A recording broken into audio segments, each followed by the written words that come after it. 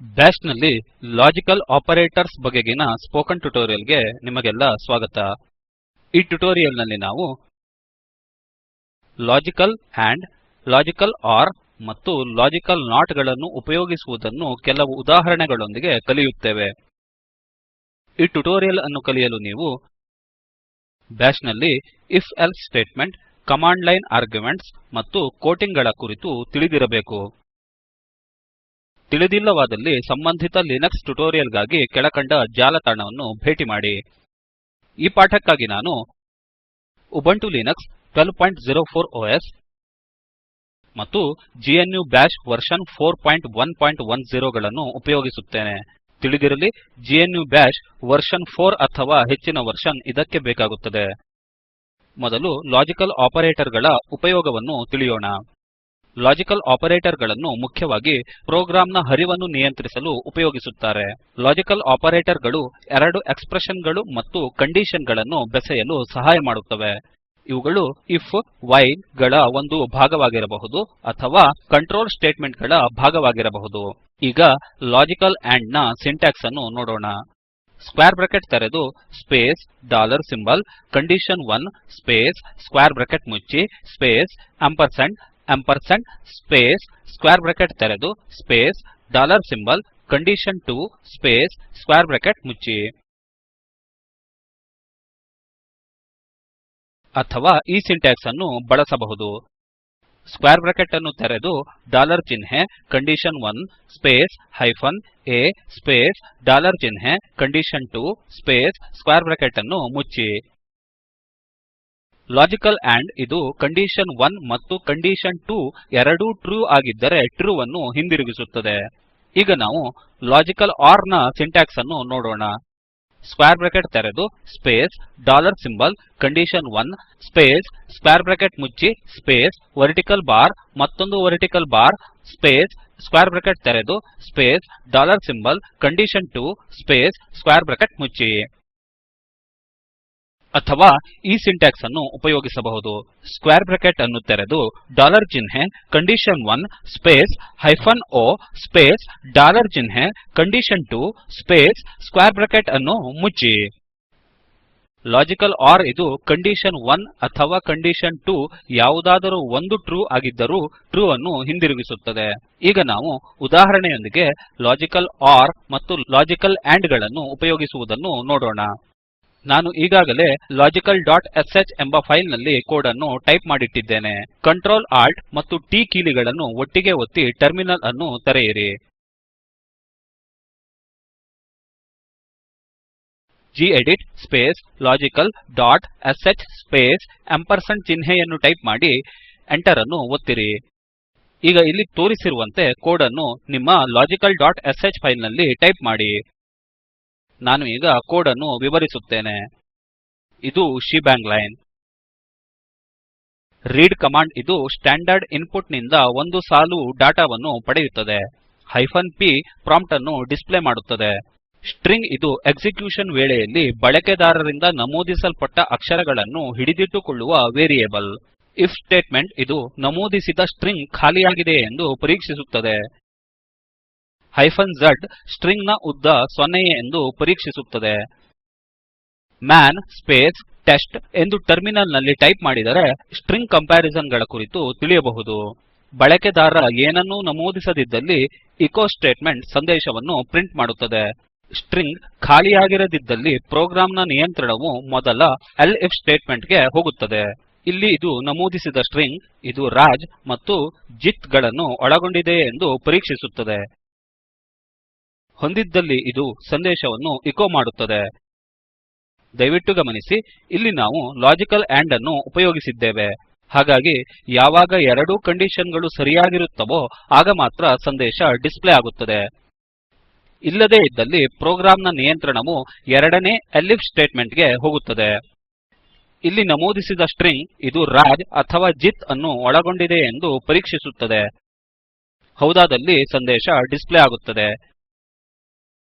ದಯವಿಟ್ಟು ಗಮನಿಸಿ, ಇಲ್ಲಿ ನಾವು ಲಾಜಿಕಲ್ ಆರ್ ಅನ್ನು ಉಪಯೋಗಿಸಿದ್ದೇವೆ. ಯಾವುದಾದರೂ ಒಂದು ಕಂಡೀಷನ್ ಸರಿಯಾಗಿದ್ದರೂ ಸಂದೇಶ ಡಿಸ್ಪ್ಲೇ ಆಗುತ್ತದೆ. ಕೊನೆಯಲ್ಲಿ ನಾವು ಡಿಫಾಲ್ಟ್ ಎಲ್ಸ್ ಸ್ಟೇಟ್ಮೆಂಟ್ ಅನ್ನು ಹೊಂದಿದ್ದೇವೆ. ಯಾವಾಗ ಮೇಲಿನ ಎಲ್ಲಾ ಸ್ಟೇಟ್ಮೆಂಟ್ ಗಳು ಫಾಲ್ಸ್ ಆಗಿರುವುದೋ ಆಗ ಈ ಸ್ಟೇಟ್ಮೆಂಟ್ ಎಕ್ಸಿಕ್ಯೂಟ್ ಆಗುತ್ತದೆ. ಫ್5 ಇದು ಮಲ್ಟಿಲೆವೆಲ್ if ಎಲ್ಸ್ ನ ಕೊನೆ. ಪ್ರೋಗ್ರಾಮ್ ಅನ್ನು ಎಕ್ಸಿಕ್ಯೂಟ್ ಮಾಡೋಣ. ಟರ್ಮಿನಲ್ ಗೆ ಹಿಂದಿರುಗಿ. ಮೊದಲಿಗೆ ಫೈಲ್ ಎಕ್ಸಿಕ್ಯೂಟ್ ಆಗುವಂತೆ ಮಾಡಲು chmod space plus x space logical dot sh ಎಂದು ಟೈಪ್ ಮಾಡಿ Enter ಅನ್ನು ಒತ್ತಿ. ಈಗ /logical ಡಾಟ್ sh ಎಂದು ಟೈಪ್ ಮಾಡಿ Enter ಅನ್ನು ಒತ್ತಿ. ಪ್ರಾಂಪ್ಟ್ Enter a word ಎಂದು ಡಿಸ್ಪ್ಲೇ ಮಾಡುತ್ತದೆ. ನಾನು ಜಿತಿನ್ ರಾಜ್ ಎಂದು ನಮೂದಿಸುತ್ತೇನೆ. ಫಲಿತವು Jithin Raj contains both the words Raj and Jit ಎಂದಾಗಿರುತ್ತದೆ. ಇದರರ್ಥ ಪ್ರೋಗ್ರಾಮ್ ನ ನಿಯಂತ್ರಣವು ಎರಡನೇ ಸ್ಟೇಟ್ಮೆಂಟ್ ಗೆ ಹೋಗಿದೆ ಮತ್ತು ಎರಡೂ ಕಂಡೀಷನ್ ಗಳು ಸರಿಯಾಗಿರುವುದರಿಂದ ಸಂದೇಶ ಡಿಸ್ಪ್ಲೇ ಆಗಿದೆ. ಈಗ ಇನ್ನೊಮ್ಮೆ ಸ್ಕ್ರಿಪ್ಟ್ ಅನ್ನು ಎಕ್ಸಿಕ್ಯೂಟ್ ಮಾಡೋಣ. ಅಪ್ ಏರೋ ಕೀಲಿಯನ್ನು ಒತ್ತಿ. /logical ಡಾಟ್ sh ಗೆ ಹೋಗಿ Enter ಅನ್ನು ಒತ್ತಿರಿ. ಪ್ರಾಂಪ್ಟ್ Enter a word ಎಂದು ಡಿಸ್ಪ್ಲೇ ಮಾಡುತ್ತದೆ. ಈ ಬಾರಿ ನಾನು ಅಭಿಜಿತ್ ಎಂದು ನಮೂದಿಸುತ್ತೇನೆ. ಫಲಿತವು Abhijit contains the word Raj or Jit ಎಂದು ಡಿಸ್ಪ್ಲೇ ಮಾಡುತ್ತದೆ.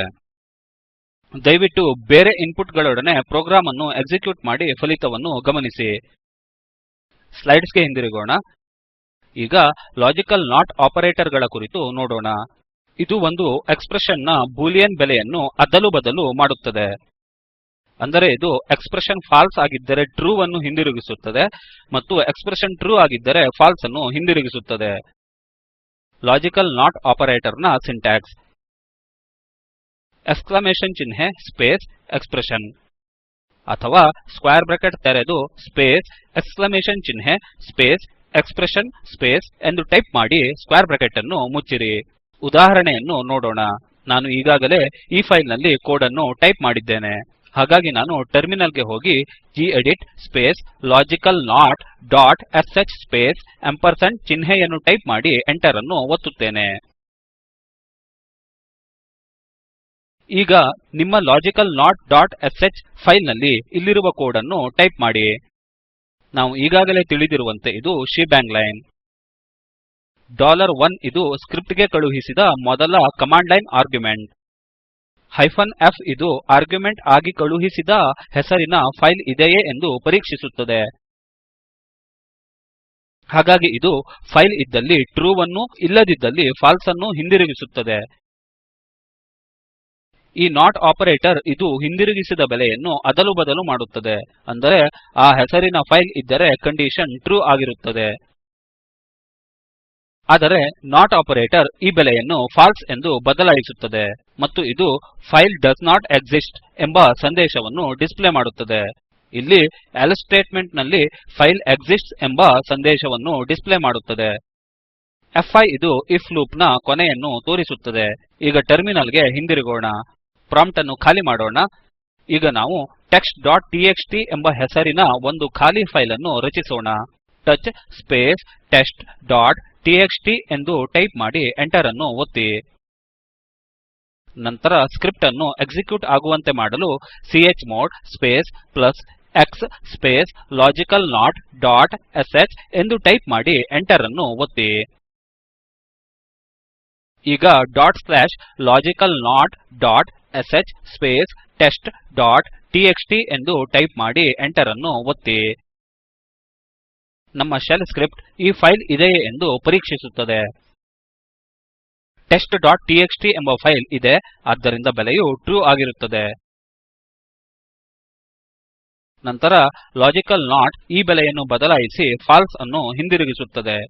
ಮೌಲ್ಯವು ಫಾಲ್ಸ್ ಆಗಿರುವುದರಿಂದ ಎಲ್ಸ್ ಸ್ಟೇಟ್ಮೆಂಟ್ ಮೌಲ್ಯಮಾಪನಕ್ಕೊಳಪಡುತ್ತದೆ ಮತ್ತು ಫೈಲ್ test.txt ಎಕ್ಸಿಸ್ಟ್ಸ್ ಎಂಬ ಸಂದೇಶ ಡಿಸ್ಪ್ಲೇ ಆಗುತ್ತದೆ. ಮತ್ತೊಮ್ಮೆ test1.txt ಎಂಬ ಆರ್ಗ್ಯುಮೆಂಟ್ ನೊಂದಿಗೆ ಪ್ರೋಗ್ರಾಮ್ ಅನ್ನು ಎಕ್ಸಿಕ್ಯೂಟ್ ಮಾಡಲು ಪ್ರಯತ್ನಿಸಿ ಮತ್ತು ಮೊದಲೇ ವಿವರಿಸಿದಂತೆ ನಿಯಂತ್ರಣದ ಹರಿವನ್ನು ಗಮನಿಸಿ.